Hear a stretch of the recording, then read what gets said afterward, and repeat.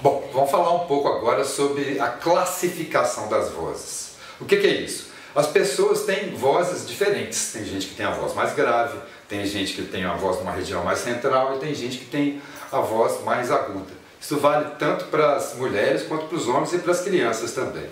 Então, as vozes são classificadas em 3 categorias, um para quem tem mais grave, outro para quem tem mais na região central e outro para quem tem mais na região aguda, né? Isso serve para ajudar os compositores a compor as músicas, serve para ajudar os maestros a fazerem arranjos, serve também os conjuntos musicais a fazerem arranjos vocais, back vocal, segunda voz, tudo esse tipo de coisa aí. E serve também para a gente descobrir a nossa tessitura. O que é essa palavra tessitura? É simplesmente as notas que a gente consegue cantar. Todas as notas que a gente consegue cantar, desde a mais grave até a mais aguda. Isso que é a nossa tessitura, né? Então, são estabelecidas uma tessitura para um tipo de voz, outra para outro tipo de voz, outra para outro tipo de voz. E quando o compositor, por exemplo, vai compor, ele sabe as notas que ele pode usar para aqueles tipos de voz ali, sem forçar a voz de ninguém, né, digamos assim. Como eu disse, são 3 categorias de vozes, né? Nas vozes masculinas, que são as mais graves, a voz mais grave masculina são os baixos, né? Aquela voz encorpada, assim, gramona e tal. Por exemplo, cantores como Nelson Gonçalves e Seu Jorge, assim, tal, tem a voz baixo, né? Barry White também tem esse tipo de voz, assim, tal. Depois, na voz masculina, nós temos uma voz que se chama barítono. O meu tipo de voz é o tipo de voz da maioria dos homens, é barítono, né? E são cantores como, deixa eu ver, David Coverdale, por exemplo, cantor do The Purple, para quem conhece de rock, ou brasileiro, deixa eu ver aqui, Oswaldo Montenegro, por exemplo. Depois, nas vozes mais agudas, nós temos os tenores, são as vozes mais agudas masculinas. Cantores como Edson Cordeiro, né, como o Ney Matogrosso, por exemplo, são tenores. Já nas vozes femininas, as vozes femininas mais graves se chamam contralto. Cássia Eller, por exemplo, a voz feminina média, a maioria das mulheres tem, né, equivalente ao barítono, é o mezzo-soprano. Mezzo significa meio, então é meio soprano. Mezzo-soprano, por exemplo, Marisa Monte seria uma desse tipo aí. E soprano são as vozes femininas mais agudas, por exemplo, a Gal Costa, né, seria um exemplo de voz feminina soprano. No caso das crianças, nós temos também 3 tipos de classificação, seria tenorino para a voz mais grave, contraltino para uma voz intermediária e sopranino para uma voz infantil mais aguda. Existia um outro tipo de voz que sempre, ao longo da história da humanidade, foi o tipo de voz mais famoso, mais conhecido, mais importante, que é o tipo de voz chamado de castrato. Esse tipo de voz parou de existir no século XX porque era considerado antiético, já que o cantor tinha que ser castrado na pré-adolescência para poder manter esse tipo de voz. Até o século XIX, esse tipo de cantor eram os mais populares, os mais famosos, os mais bem pagos, né? Existe um filme chama Farinelli e Castrato, vocês podem assistir na internet e tal, sobre esse tipo de voz. É um registro bastante interessante sobre esse tipo de voz que não existe mais, né? No caso do filme, eles fizeram por computador a voz do cara, colocando mais agudo, assim, né, tal, com um tenor que já era bem agudo, um contratenor que já era bem agudo, digamos assim. É interessante para ver esse tipo de voz. Então, essas são as classificações das vozes.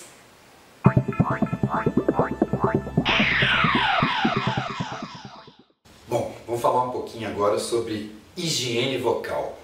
O que é higiene vocal? São medidas e procedimentos que a gente tem que tomar para preservar a nossa saúde vocal, né? São coisas que a gente tem que fazer para a voz ficar sempre saudável.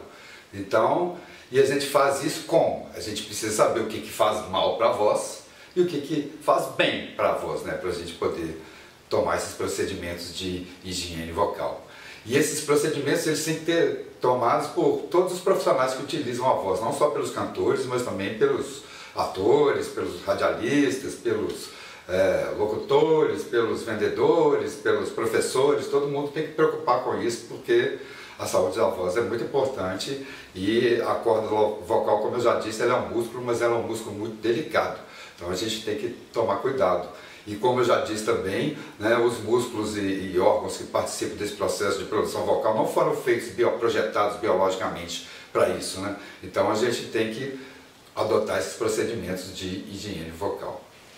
Uma voz saudável, ela tem que ser clara, ser limpa, tem que ser emitida confortavelmente e tem que ser compreendida pelo ouvinte. Isso aqui é uma voz saudável. Se você não tem tudo isso aí na sua voz, então você pode procurar um otorrinolaringologista, que é o médico que a gente procura quando tem problemas na voz. E se você tiver algum problema, ele vai, né, te diagnosticar e pode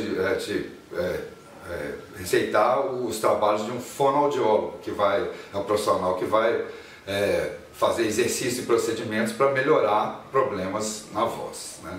Mas primeiro você tem que consultar o otorrinolaringologista se tiver algum tipo de problema com a voz.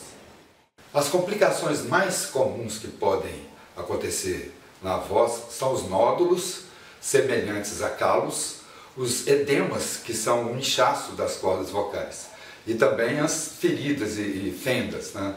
Tudo isso pode ocorrer na corda vocal e essas coisas podem evoluir até para tumores. Então é complicado esse tipo de problema. O uso de medicamentos, de sprays, de pastilhas, tudo isso sem prescrição de um médico não é recomendado. Isso pode fazer muito mal para a voz, pode mascarar problemas que você tem na voz e piorar ainda o negócio. Então a gente não recomenda esse tipo de procedimentos. Bom, a medida número 1 para preservar a voz é tomar água.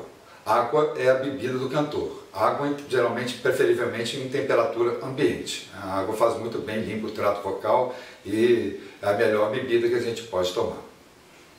Outra coisa muito importante é a gente falar com a nossa voz dentro da sua tonicidade normal, né? E toda vez que a gente for falar fora dessa tonicidade normal, a gente tem que adotar as 3 atitudes técnicas, né? Abertura da boca, retesamento do diafragma, né? E posição da língua até que não, que a gente está falando, mas se você for falar fora da sua tonicidade normal, o recomendado é fazer aquecimento antes, adotar as 3 atitudes técnicas e depois fazer desaquecimento. Isso é que vai preservar a sua voz. Evitar falar, portanto, né, em ambientes muito barulhentos. E se tiver que fazer isso, observar as 3 atitudes técnicas. E, se possível, aquecer e desaquecer. Uma boa alimentação também é importante, né? Tem que evitar alimentos muito pesados antes de cantar, antes de usar a voz de maneira intensa. Evitar alimentos muito condimentados também, muito quentes ou muito frios, podem causar o inchaço das cordas vocais também. E alimentos que provocam muco, tipo leite, derivados assim e tal, que antes de cantar também não são recomendados. E manter sempre uma alimentação saudável vai manter a sua voz saudável também. Outra coisa muito importante é utilizar roupas confortáveis, isso mesmo. Cuidado com os figurinos dos seus shows, porque as roupas são muito importantes. Coisas que apertam, que limitam os seus movimentos, vão prejudicar a emissão vocal e podem até também trazer problemas, né, para a voz. Então, os figurinos têm que ser sempre confortáveis. Nunca utilize uma roupa sem antes ter experimentado, nenhum sapato, assim, para fazer um show, por exemplo, sem antes ter experimentado aquilo, porque pode ter problemas. Então, e preocupe-se sempre em utilizar figurinos confortáveis nas suas apresentações. Não é comprovado que o mel e o gengibre façam bem para a voz. E esses alimentos podem até mascarar alguns problemas que você pode estar tendo. Então não são recomendados. O que é comprovado que tem propriedades adstringentes e que limpa o trato vocal é maçã e romã, né? Essas duas coisas, principalmente a maçã. Mas ela não é considerada nenhum remédio para a voz, tá certo? Ela só limpa o trato vocal. Então, se comer uma maçã antes de cantar, pode ser interessante. Mas não é nenhum remédio para rouquidão, nem para nada, não resolve nada, não. É só uma limpeza, digamos assim. Fatores de risco que fazem mal à saúde vocal: fumo, álcool, drogas, hábitos vocais inadequados, má alimentação, má postura, falta de repouso, poluição, alergias, ar-condicionado, mudanças bruscas de temperatura, roupas desconfortáveis que apertam ou limitam os movimentos, refluxo gástrico, alterações hormonais, alguns medicamentos, praticar exercícios físicos usando a voz de maneira intensa, gritando ou cantando, falar muito durante gripes ou crises alérgicas, cantar, gritar ou falar excessivamente de maneira inadequada sem apoiar o diafragma. Tudo isso faz mal para a voz.